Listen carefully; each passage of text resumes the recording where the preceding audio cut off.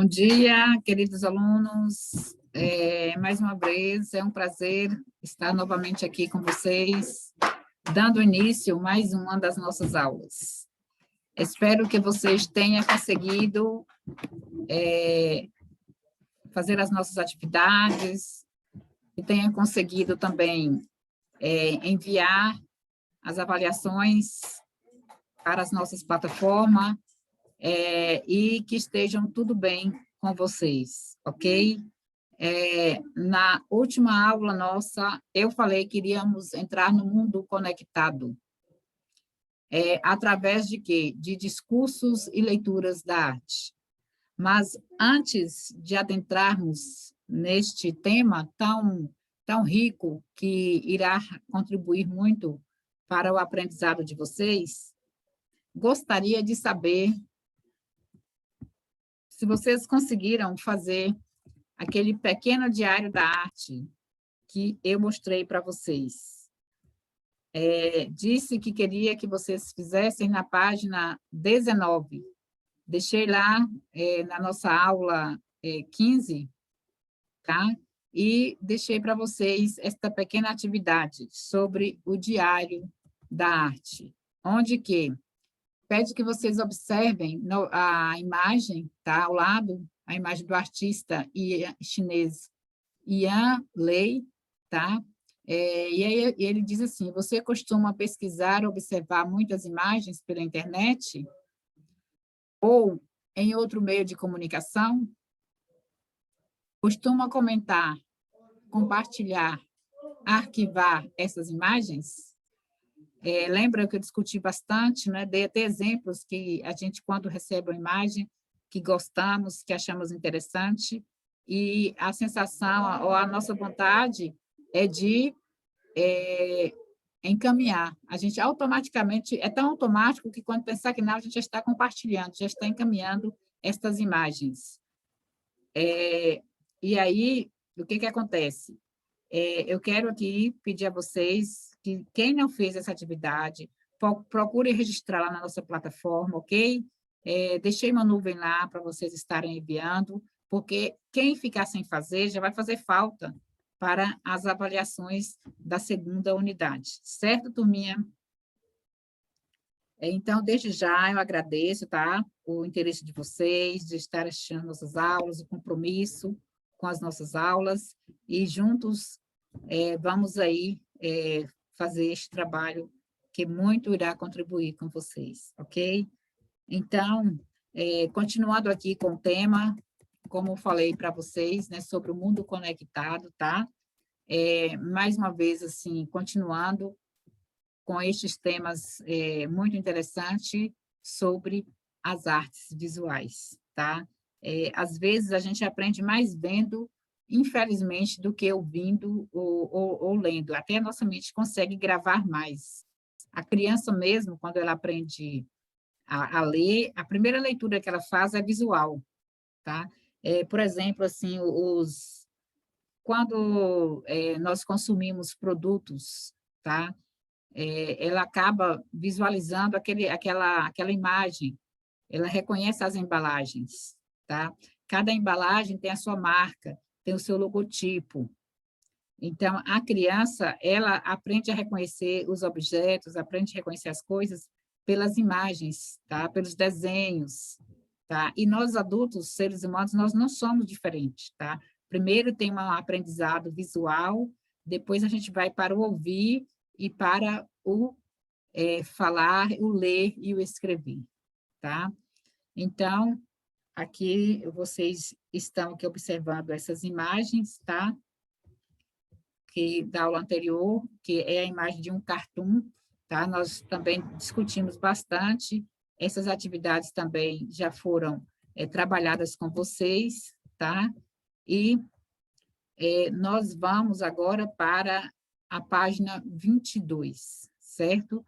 Vamos para a página 22, mais de perto, onde habita o personagem, tá? Onde habita o personagem. Então, eu vou pedir vocês aqui, releia a tirinha da página 12 e observe a imagem em destaque a seguir, tá? Eu espero que vocês estejam aí com o livrinho de vocês. Vocês vão lá na página 12, leia esta página, tá? E veja só o destaque a seguir. Aqui nós vamos observar aqui,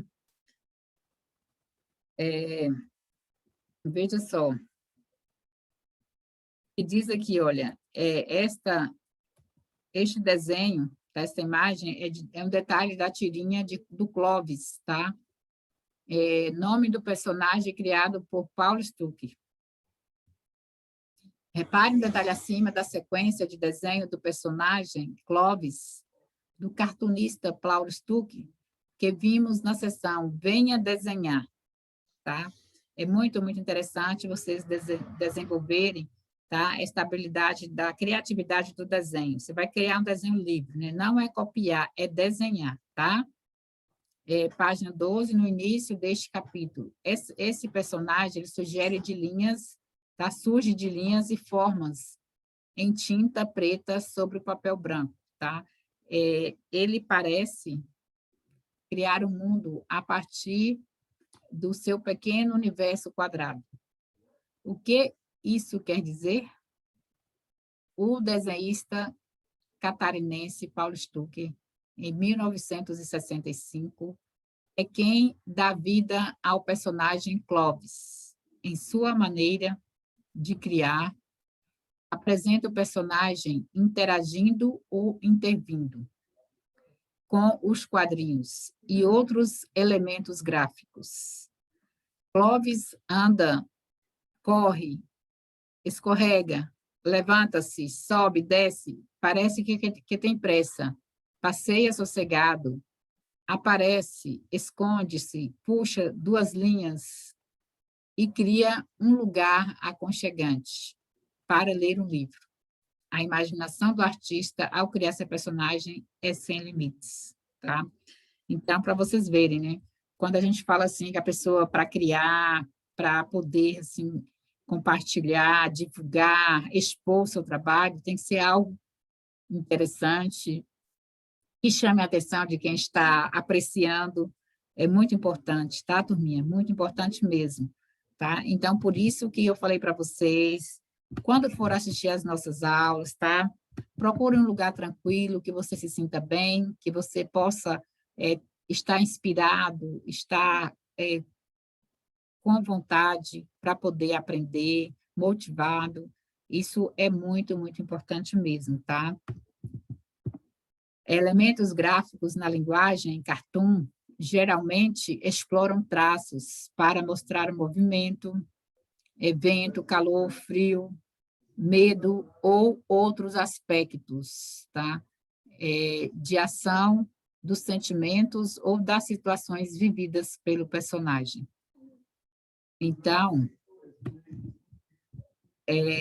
desde já está aqui um tema muito rico, tá? Que ele disponibilizou aqui neste livro, tá? Dos seus desenhos, de suas obras artísticas. Veja só, olha, são questões do cotidiano que podem aparecer em criações de cartoons explorados de modo poético, de dizer. Os cartoons são desenhos em narrativas, aventuras, descobertas. Desenhar cartoon é desenhar com traço intencional, pesquisando técnicas e tratando dos mais variados temas, principalmente os acontecimentos da atualidade. Olha que interessante, né? Resgatar a história, resgatar o que está acontecendo. Resgatar não, né? Vivenciar o que está acontecendo, que amanhã passa a ser história, né? É muito interessante mesmo. Desde os mais cotidianos até sobre o amor, os sonhos e as desilusões, né? O cartunista, ele expressa nos seus desenhos a comunicação de ideias, às vezes críticas, irônicas, e com toques de humor, né? São muito humoristas também, sobre a sociedade, tá? É um fazedor de linguagem artística visual, um cronista da vida cotidiana que usa a ponta do lápis, da caneta ou um programa de computador para criar críticas com humor. Né? Muito interessante, tá? Tudo isso aí tem um lado bom, né? O lado humorístico, o lado engraçado, tá?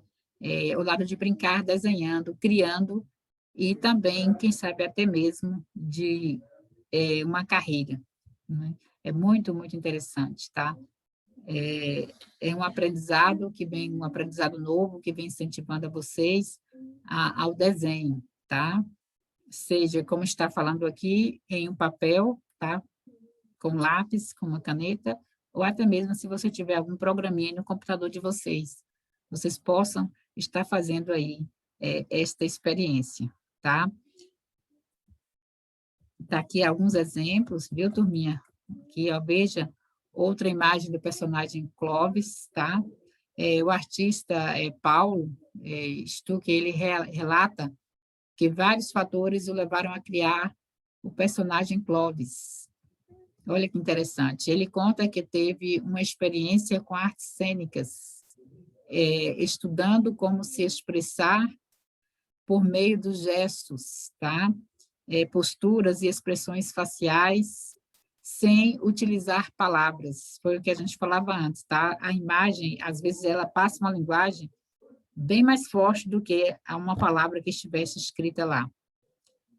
Mímica, da patomima, a arte do Klaus. Com isso, ele criou o personagem Clovis, o qual costuma classificar como um clown gráfico, uma patomima desenhada, tá? Outro acontecimento que influenciou a criação desse personagem foi o nascimento da sua filha. Olha que interessante, turma. Né? Então, para a gente ver, né? É o sentir, é o estar emocionado para poder criar, né? Então, vamos ver aqui o que ele diz, né? O artista, ele queria criar um personagem que pudesse trazer mais poesia para a vida familiar. No trecho da entrevista, na seção Palavra do Artista, Paulo conta porque o personagem Clovis se apresenta dessa maneira, como uma silhueta, e porque tem a necessidade de criar na linguagem do desenho. Para Paulo Stucker, a profissão de desenhista é algo que constitui como pessoa. Nesse sentido, desenhar é como acompanhar a vida em registros de linhas, formas e cores. Olha que interessante, muito rico mesmo, tá? Esclareça que o termo clown faz referência à arte do circo, da figura do palhaço, um personagem cômico. E pantomima, que são palavras, vocês já viram essas palavras, Tominha? Acredito que não, né? São palavras difíceis, né? Até mesmo eu tenho humildade a dizer que são palavras que às vezes não está no nosso vocabulário do nosso dia a dia, de forma nenhuma, né? Por isso que está aqui, olha, em negrito, explicando direitinho para vocês, ou que vocês tivessem curiosidade de até pegar um dicionário para ver o significado. Olha só, pantomima, vamos ver o que quer dizer esta palavra. Refere-se à linguagem do corpo, olha que interessante, dos gestos, né? Por meio destes é possível contar histórias, expressar ideias, sentimentos e sensações. Nossa, que palavra rica, turma, muito rica mesmo, né? É a arte integrando as linguagens do teatro, da dança e do circo, né? É muito, muito rica mesmo, tá bom? Então, vai ficar aqui para vocês mais um diário da arte, tá? Mais um diário de arte, tá? Veja só o que diz aqui. Dá vontade de criar um desenho também? E aí, você está com vontade de criar um desenho, um cartoon? Veja só, faça experiências com a linguagem do cartoon, registre em seu diário, tá? Hoje vai ficar aqui para vocês, esta página 23, tá bom, turminha? E vou deixar aqui alguns minutinhos da nossa aula para vocês desenharem esta ideia aí da criatividade para vocês fazerem a linguagem de um cartoon, tá? Com a linguagem do cartoon, registrar aí no caderninho de vocês. Desde já, desejo a todos aí boas aulas, um ótimo dia aí para todos, um grande abraço e fiquem todos com Deus.